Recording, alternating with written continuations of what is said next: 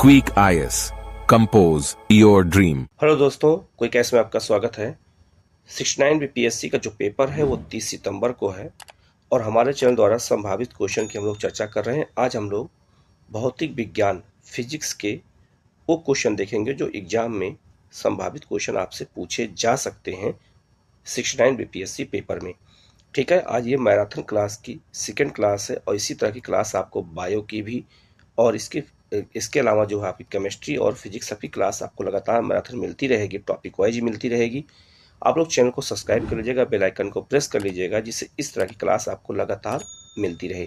हम लोग शुरू करते हैं पहले क्वेश्चन की ओर और आप लोग चैनल को जरूर सब्सक्राइब कर लीजिएगा जिससे इस तरह क्लास आपको लगातार मिलती रहे और आपकी पढ़ाई लगातार होती रहे, क्योंकि एग्जाम अब 30 सितंबर को है और अब टाइम बहुत कम बचा है, इसलिए हमें बहुत अच्छे से एक एक सब्जेक्ट को देखने की ज़रूरत है। ठीक है, हम लोग शुरू करते हैं पहले क्वेश्चन की ओर। पहला क्वेश्चन है, प्रायः तेज आंधी आने पर फूस या टीन की छतें, हल्की जो छतें होती हैं उड़ जाती हैं क्योंकि। इस तरह के बड़े बड़े क्वेश्चन आपसे व्यवहारिक क्वेश्चन फिजिक्स में आपसे पूछे जा सकते हैं, क्योंकि पैटर्न अब बीपीएससी का बदल चुका है और बड़े बड़े क्वेश्चन वो पूछना शुरू किया है ऑप्शन के साथ। ठीक है, तो इसका आंसर हो जाएगा सी। छत के ऊपर बहने वाली उच्च वेग की वायु छत सतह पर दाब उत्पन्न कर देती है तथा छत के नीचे दाब सामान्य रहता है, इसलिए जो है जब तेज आंधी चलती है तो जो पूस की जो फूस कहते हैं ना, उसको जो कहते हैं छप्पर कहते हैं, और टीन की जो हल्की छतें होती हैं वो उड़ जाती हैं, तो इसका कारण है सी। ठीक है, तो इस तरह के हमें व्यवहारिक क्वेश्चन को अच्छे से देखने की जरूरत है। नेक्स्ट क्वेश्चन है, रेल की पटरी के नीचे लकड़ी या कंक्रीट की चौड़ी पट्टियां लगाई जाती हैं जिससे कि क्या होता है उससे। ठीक है, यह भी व्यवहारिक क्वेश्चन है फिजिक्स का। तो इससे रेलगाड़ी द्वारा लगाया गया दाब कम हो जाए। तो रेलगाड़ी जो चलती है, जो दाब जो लगाया जाता है, तो दाब को कम करने के लिए लकड़ी या कंक्रीट की जो है चौड़ी पट्टियां लगाई जाती हैं जब पटरी बिछाई जाती है रेलवे की तब। तो इसका आंसर हो जाएगा सी। ठीक है, नेक्स्ट क्वेश्चन है, पहाड़ों पर कभी कभी व्यक्तियों के नाक और मुंह से खून निकलने लगता है क्योंकि। इस तरह के व्यवहारिक क्वेश्चन आपसे एग्जाम में पूछे जा सकते हैं। तो ऊंचाई बढ़ने के साथ वायुमंडलीय दाब घटता है।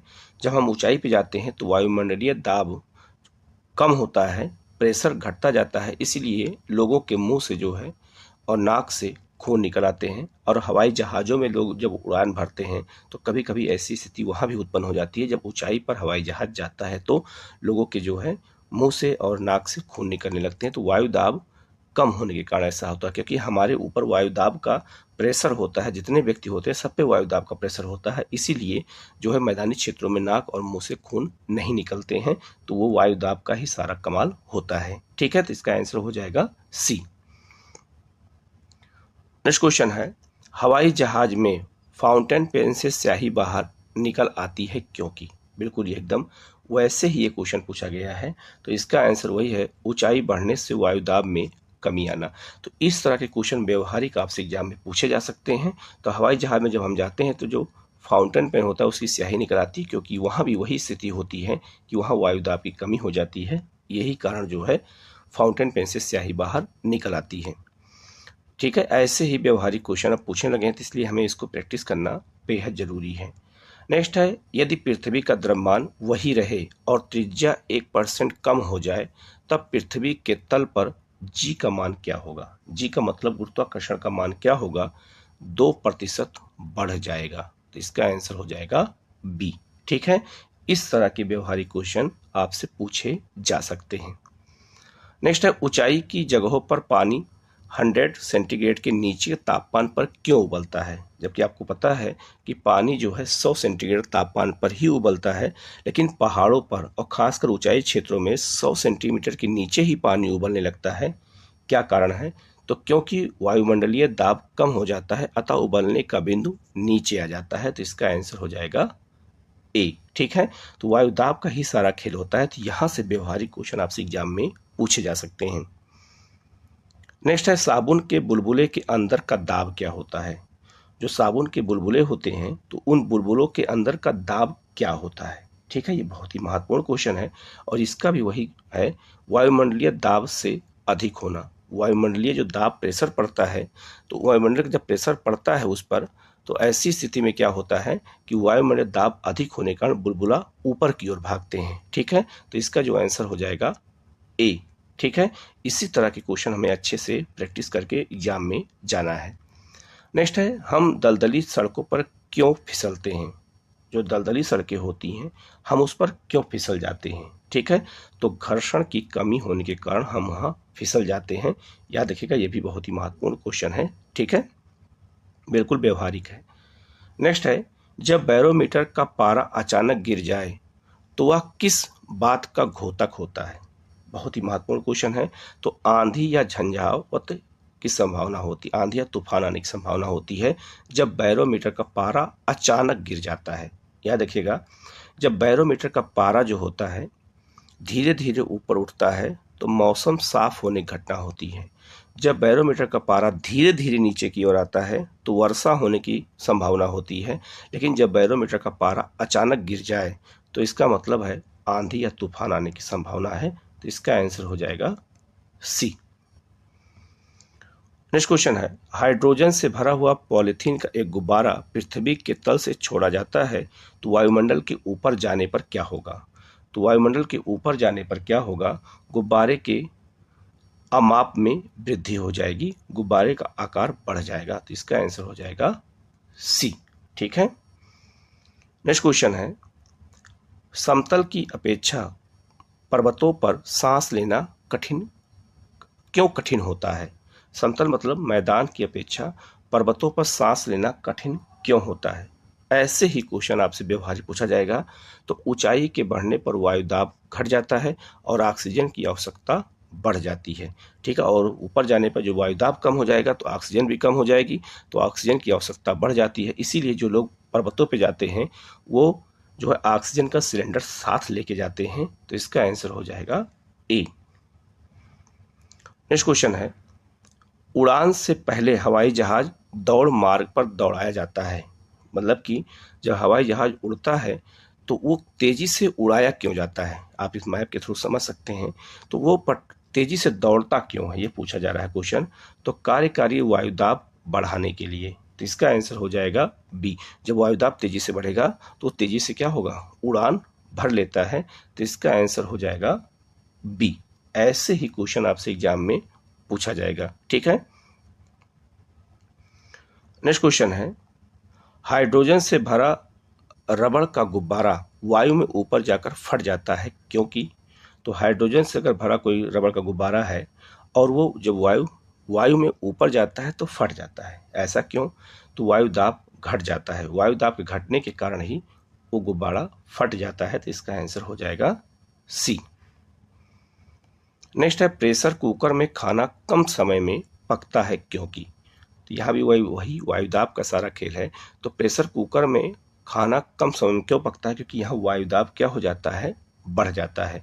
तो अधिक दाब के कारण उबलते पानी का ताप बढ़ जाता है। तो अगर प्रेशर कुकर में हम खाना पकाते हैं तो बहुत कम समय में खाना पकता है क्योंकि वहाँ दाब अधिक हो जाता है। तो इसका आंसर हो जाएगा सी। नेक्स्ट क्वेश्चन है, सीढ़ी पर चढ़ने में अधिक ऊर्जा खर्च होती है क्योंकि? जब हम सीढ़ी पर चढ़ते हैं तो अधिक ऊर्जा खर्च होती है। ठीक है, तो व्यक्ति गुरुत्व के विरुद्ध कार्य करता है क्योंकि हम गुरुत्वाकर्षण के विरुद्ध कार्य करते हैं। और हम जब सीढ़ी पर ऊपर चढ़ते हैं, ठीक है, ऊपर चढ़ते हैं तो हम गुरुत्वाकर्षण के विपरीत जाते हैं, इसीलिए हमें थकान महसूस होती है और अधिक ऊर्जा की जो है खपत होती है। तो इसका आंसर हो जाएगा बी।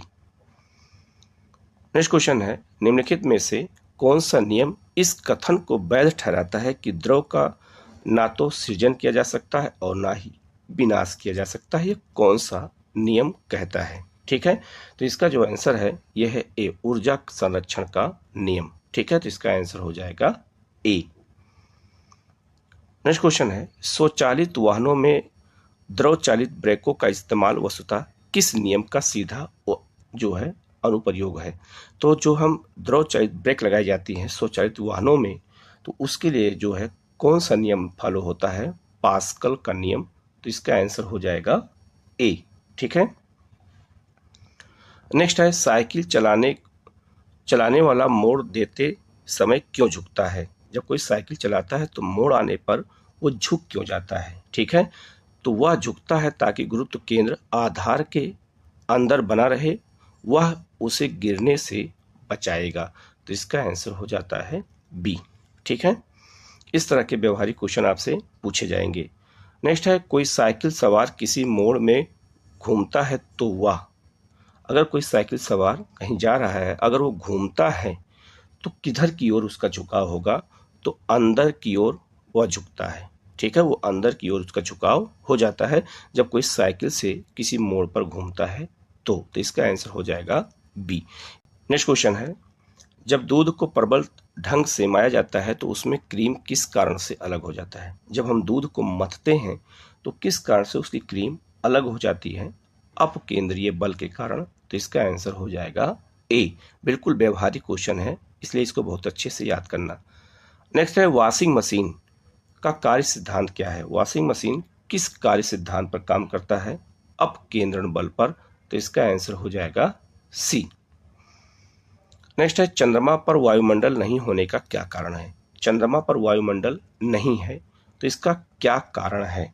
तो चंद्रमा पर वायुमंडल नहीं है, इसका कारण यह है कि इस पर गैस अणुओं का पलायन वेग उनके मध्य मूल के वेग से कम होता है। यहाँ पर गैसों के इकट्ठा करने के लिए पलायन वेग बहुत ज़्यादा है, तो सारे गैस उड़ जाते हैं, इसलिए वहाँ पर वायुमंडल का अभाव पाया जाता है। तो इसका आंसर हो जाएगा सी। नेक्स्ट है, भू स्थिर उपग्रह, ठीक है, का आवर्त काल कितना होता है? तो भू स्थिर उपग्रह जो होते हैं ये 36,000 किलोमीटर की ऊंचाई पर जो है स्थापित किए जाते हैं वायुमंडल में, और इसका आवर्त काल होता है 24 घंटे। पृथ्वी जैसे जो है जो घूमती है 24 घंटे में एक चक्कर पूरा करती है, तो भू स्थिर उपग्रह भी जो है 24 घंटे में एक चक्कर पूरा करते हैं, बिल्कुल पृथ्वी के साथ साथ चलते हैं। तो इसका आंसर हो जाएगा सी। नेक्स्ट है, जब एक पत्थर को चांद की सतह से पृथ्वी पर लाया जाता है तो क्या होगा? अगर एक पत्थर को चांद से पृथ्वी पर लाया जाए तो क्या होगा? तो इसका भार बदल जाएगा परंतु द्रव्यमान वही रहेगा। क्यों भार बदल जाएगा? क्योंकि गुरुत्वाकर्षण के कारण भार में परिवर्तन आ जाएगा। तो इसका आंसर हो जाएगा बी। नेक्स्ट है, किसी पिंड में बैठे हुए व्यक्ति को अपना भार कब अधिक महसूस होता है? ये पिंड लिफ्ट से जुड़े हुए क्वेश्चन बहुत पूछे जाते हैं, याद रखिएगा एग्जामों में। तो जब अगर कोई व्यक्ति है, अगर वो व्यक्ति कोई लिफ्ट में बैठा हुआ है, ठीक है, तो उसको अपना भार अधिक कब महसूस होगा? ठीक है, ये बहुत ही महत्वपूर्ण क्वेश्चन है। तो इसका आंसर हो जाएगा बी, जब लिफ्ट त्वरित गति से ऊपर आ रही होगी। जब लिफ्ट ऊपर की ओर जाएगी तो भार उसका ज़्यादा महसूस होगा, क्योंकि उस व्यक्ति का गुरुत्वाकर्षण के कारण भार नीचे की ओर लगेगा, तो उसका भार वेट क्या हो जाएगा? अधिक हो जाएगा। तो इसका आंसर हो जाएगा बी। नेक्स्ट है, पृथ्वी के परितः घूमने वाले कृत्रिम उपग्रह के बाहर गिराई गई गेंद। अगर मान लीजिए कोई पृथ्वी के परितः घूमने वाला कोई उपग्रह है और उसके बाहर एक गेंद फेंक दिया जाए तो क्या होगा? ठीक है, तो पृथ्वी के परितः उपग्रह के समान आवर्त काल के साथ उसी की कक्ष में घूमता रहेगा। मतलब वो पृथ्वी पर नहीं गिरेगा, वो उपग्रह के साथ ही चक्कर लगाता रहेगा पृथ्वी का, वो जो है जो फेंका जाएगा वो भी, ठीक है, तो गेंद भी। ठीक है, तो इसका आंसर हो जाएगा सी। नेक्स्ट है, टेनिस की गेंद मैदान की अपेक्षा किसी पहाड़ी पर अधिक ऊंची उछलती है, क्यों? अगर मान लो टेनिस की गेंद को अगर हम मैदान में फेंकें तो कम उछलेगी, लेकिन हम पहाड़ी क्षेत्र पर उसे फेंकते तो उसकी उछाल बहुत ज़्यादा होगी। तो क्यों ऐसा? ऐसे ही क्वेश्चन आपसे व्यवहारिक पूछे जाएंगे। इसका आंसर हो जाएगा सी, पर्वतों पर पृथ्वी का गुरुत्व त्वरण कम हो जाता है, इस कारण से जो है वहाँ पर गेंद टेनिस की बहुत तेजी से उछलेगी। तो इसका आंसर हो जाएगा सी। नेक्स्ट है, यदि पृथ्वी का गुरुत्वाकर्षण बल अचानक लुप्त हो जाता है तो निम्नलिखित में से कौन सा परिणाम सही होगा? इस तरह के सिचुएशन भरे क्वेश्चन आपसे पूछे जाएंगे। तो वस्तु का भार शून्य हो जाएगा लेकिन द्रव्यमान वही रहेगा। तो इसका आंसर हो जाएगा ए। ठीक है, नेक्स्ट क्वेश्चन है, हुक का सिद्धांत निम्नलिखित में से किससे संबंधित है? तो हुक का जो सिद्धांत है ये प्रत्यास्थता से जुड़ा हुआ है। ठीक है, तो बहुत ही महत्वपूर्ण क्वेश्चन है, याद रखिएगा। ठीक है, ऐसे ही क्वेश्चन आपसे एग्जाम में पूछे जाएंगे। तो इसका आंसर हो जाएगा बी। नेक्स्ट है, एक व्यक्ति पूर्णतया चिकने बर्फ के क्षैतिज समतल के मध्य में विराम स्थिति में है। न्यूटन के किन नियमों का उपयोग करके वह अपने आप को तट तक ला सकता है? ये बहुत ही महत्वपूर्ण क्वेश्चन है। अगर कोई व्यक्ति बर्फ में समतल पड़ा हुआ है तो न्यूटन के किस नियम के तहत वो जो है तट पर पहुंच सकता है? ये क्वेश्चन बहुत महत्वपूर्ण है और ये है तीसरा, गति के तीसरे नियम के तहत वो रेंगते हुए जो है धीरे धीरे क्रिया की प्रतिक्रिया लगाते हुए और रेंगते हुए वो कहाँ पहुंच जाएगा? तटों पर पहुंच जाएगा। तो इसका आंसर हो जाएगा सी। इस तरह क्वेश्चन आते हैं तो गलत होने का चांस ज़्यादा होता है। नेक्स्ट है, कपूर के छोटे छोटे टुकड़े जल की सतह पर क्यों नाचते हैं? अगर हम कपूर के छोटे टुकड़ों को जल पे फेंक देते हैं तो अधिक को क्यों नाचने लगते हैं? पृष्ठ तनाव के कारण। तो इसका आंसर हो जाएगा ए। नेक्स्ट है, जब शुद्ध जल में डिटर्जेंट डाला जाता है, हम पाउडर डालते हैं, सोडा डालते हैं, तो पृष्ठ तनाव क्या होगा? तो उसका पृष्ठ तनाव क्या हो जाता है? बढ़ जाता है। तो इसका आंसर हो जाएगा बी। ठीक है, तो सरफेस टेंशन कहते हैं इसको, याद रखिएगा। पृष्ठ तनाव को सरफेस टेंशन कहते हैं, तो वो बढ़ जाएगा। ठीक है, तो इसका आंसर हो जाएगा बी। नेक्स्ट है, साबुन को जल में घोलने पर पृष्ठ तनाव क्या होगा? अगर साबुन को हम जल में घोल देते हैं तो उसका पृष्ठ तनाव क्या हो जाएगा? घट जाता है। तो इसका आंसर हो जाएगा ए।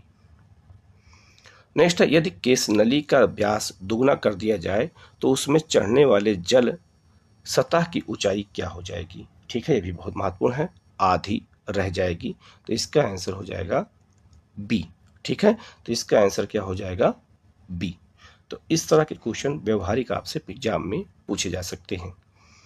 नेक्स्ट है, सयांता की इकाई क्या है? तो सयांता की जो इकाई होती है वो होती है प्लॉइज। इसको हम प्लॉइज कहते हैं, प्लॉइज होती है। तो इसका आंसर हो जाएगा ए।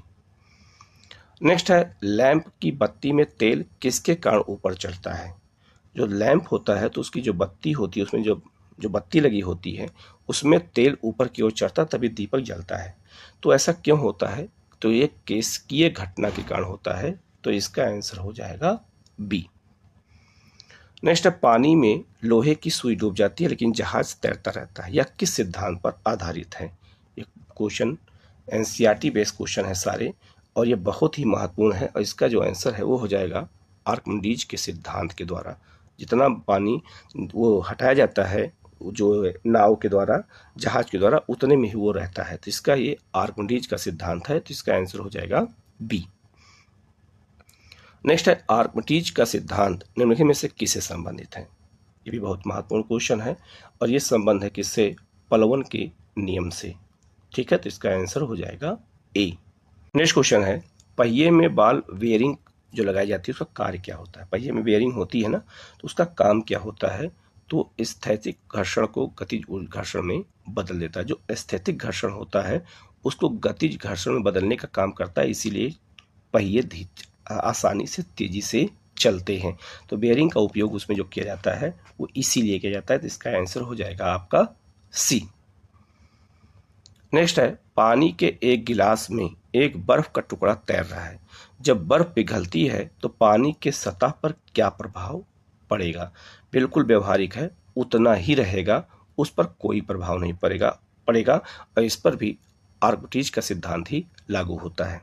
नेक्स्ट क्वेश्चन है, भारहीनता, अगर भारहीनता की स्थिति हो जाए तो एक मोमबत्ती की ज्वाला का आकार क्या हो जाएगा? ये बहुत ही महत्वपूर्ण क्वेश्चन, याद रखिएगा। तो ये वही रहेगा, अगर वो गोल आकृति में जल रही है तो उसी आकृति में वो बनी रहेगी। तो इसका आंसर हो जाएगा सी।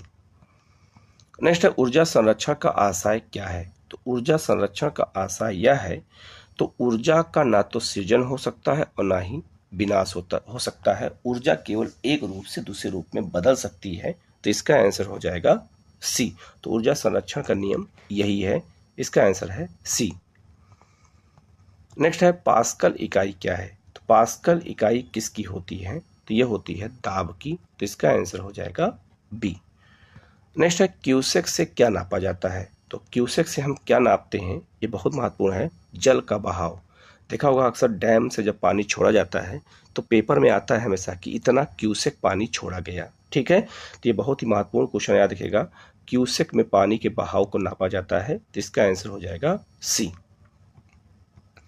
नेक्स्ट है किसी पिंड का भार सबसे ज़्यादा कहाँ महसूस होता है? तो किसी पिंड का भार सबसे ज़्यादा ध्रुवों पर महसूस होता है, क्योंकि ध्रुवों पर सबसे अधिक गुरुत्वाकर्षण होता है।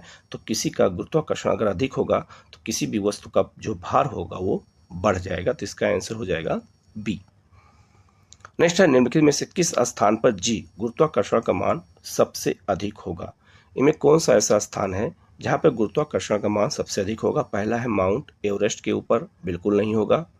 दूसरा है कुतुब मीनार के ऊपर, यहाँ भी बिल्कुल नहीं होगा। अंटार्कटिका के कैंप में, बिल्कुल सही है, क्योंकि ये दक्षिणी गोलार्ध में है और ये दक्षिण ध्रुव पर है। और याद रखिएगा दक्षिण ध्रुव पर चाहे उत्तर ध्रुव हो चाहे दक्षिण ध्रुव, वहाँ जी का मान सबसे अधिक होता है। तो जी का मान सबसे अधिक कहाँ होगा? तो इसका आंसर हो जाएगा सी, अंटार्कटिका के ऊपर। नेक्स्ट है एक चालक लंबी छलांग लगाने से पहले कुछ दूरी तक दौड़ता है, क्यों? अक्सर देखा होगा, चाहे वो जानवर ही क्यों ना हो, जब शिकार करता है तो थोड़ा धीरे धीरे दौड़ करके फिर अचानक छलांग लगाता है, ऐसा क्यों? तो छलांग लगाते समय उसके शरीर की गति जड़ता उसको ज़्यादा दूरी तय करने में मदद करती है। तो इसका आंसर हो जाएगा सी। नेक्स्ट क्वेश्चन है भिन्न भिन्न द्रव्यमान के दो पत्थरों को एक भवन के शिखर से एक साथ गिराया जाता है तो क्या होगा? अगर जो है भिन्न भिन्न द्रव्यमान के दो पत्थर के टुकड़े लो, एक 1 किलो का और एक 10 किलो का, और दोनों को किसी भवन के ऊपर से एक साथ छोड़ा जाए तो क्या स्थिति होगी? तो पहला ऑप्शन है, बहुत महत्वपूर्ण क्वेश्चन, याद रखिएगा, छोटा पत्थर जमीन पर पहले पहुंचता है। दूसरा है बड़ा पत्थर जमीन पर पहले पहुंचता है। तीसरा है दोनों पत्थर जमीन पर एक साथ पहुंचेंगे। बिल्कुल सही, इसका आंसर हो जाएगा सी, चाहे वो 1 किलो का चाहे 10 किलो का, दोनों एक साथ पहुंचेंगे। तो इसका आंसर हो जाएगा सी। नेक्स्ट है कोणीय संवेग किसके बराबर होता है? तो कोणीय संवेग जो होता है ये किसके बराबर होता है, ये बहुत ही महत्वपूर्ण है, और ये है ए, जड़त्व आघूर्ण और कोणीय वेग के बराबर होता है। तो इसका आंसर हो जाएगा ए। नेक्स्ट है निम्नलिखित में से किसने न्यूटन से पूर्व ही बता दिया था कि सभी वस्तुएं पृथ्वी की ओर गुरुत्वाकर्षण होती हैं? ठीक है, तो न्यूटन से पहले किसने बताया था? ब्रह्मगुप्त ने बताया था। ये गुप्त काल से संबंधित हैं और इन्होंने ही पहली बार बताया था न्यूटन से पहले। तो इसका आंसर हो जाएगा सी। नेक्स्ट क्वेश्चन है यदि दो पिंडों के मध्य दूरी को दुगुना बढ़ा दिया जाए तो उनके बीच के गुरुत्वीय बल पर क्या प्रभाव पड़ेगा? तो 4 गुना घट जाएगा। तो इसका आंसर हो जाएगा ए। ठीक है, तो ये इतने महत्वपूर्ण 50 क्वेश्चन जो है आज मैराथन 2 वाली क्लास में मैंने आपको दिया है। इसी तरह की क्लास आपको बायो की, फिजिक्स की, केमिस्ट्री सबकी मिलती रहेगी। आप लोग चैनल को सब्सक्राइब कर लीजिएगा, बेल आइकन को प्रेस कर लीजिएगा, और किसी क्वेश्चन में कोई डाउट हो तो कमेंट करके आप पूछेगा, उसका जवाब आपको दिया जाएगा। Okay, thank you.